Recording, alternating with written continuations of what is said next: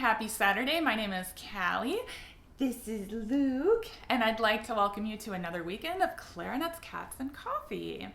So it's been a little while since Luke has given us some articulation exercises. So that's what I'm going to do today. Before we do that, I want to just thank my patrons. Your support really means a lot. If you're not already a patron of my channel and you want to support the content that I am creating, please click on the link below and consider becoming a patron.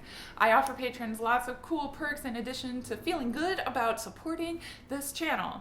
Alright, so today's video is all about articulation, and really I'm just giving you guys a little articulation etude to practice. This is from the Lazarus method. It's from part 1. It's exercise number 17, and I'll include a link below if you want to take a look at the PDF and stuff. But I chose this one because I am presently trying out a different mouthpiece.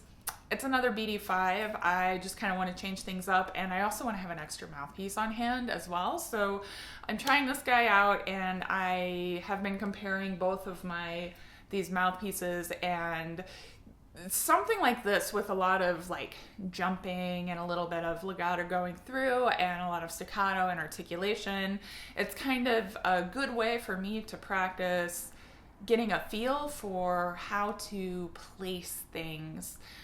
Because even though it's the same model of mouthpiece made by Van Doren, there are very subtle differences between mouthpieces. And while the core sound is very good between both of my BD5s, I just want to have a good idea of like those very slight differences.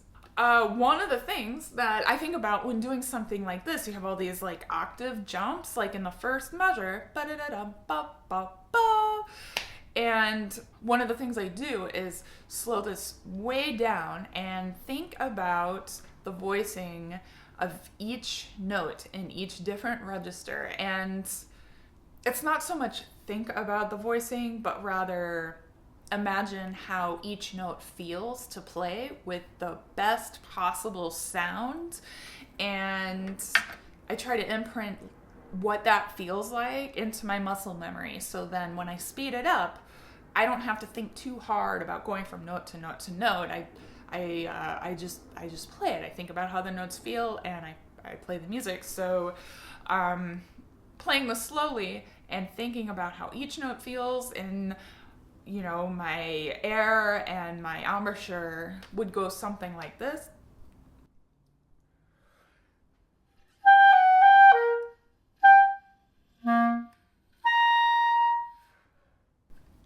Another thing that I try to think about whenever I'm practicing very slowly and really focusing on that is how I'm using my air.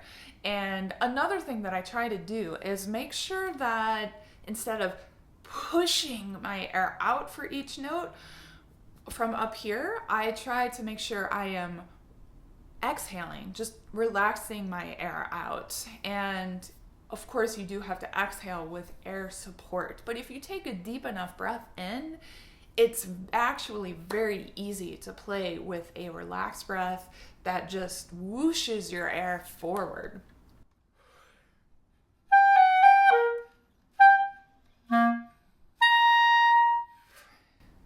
So my tendency is to kind of clench up as they get higher and higher, and for whatever reason, that's something that will sneak up on me every once in a while, and it may still sound okay, but it doesn't really feel that comfortable. And so one of the things I try to train myself to do when I'm doing this is to get used to playing in a very relaxed way.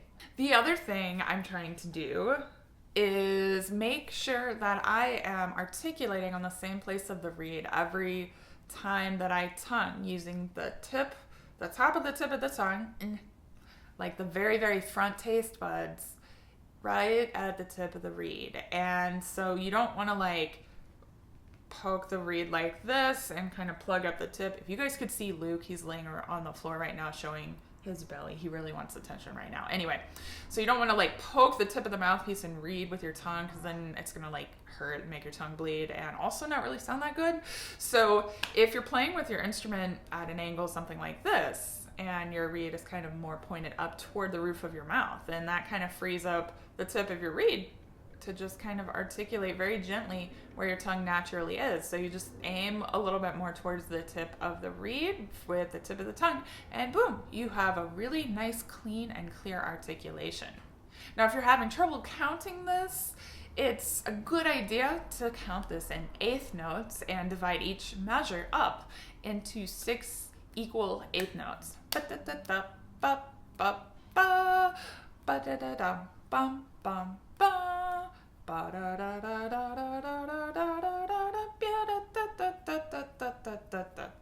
And by doing so, you'll actually have a more accurate rhythm and be able to subdivide and keep your time without rushing or dragging inadvertently.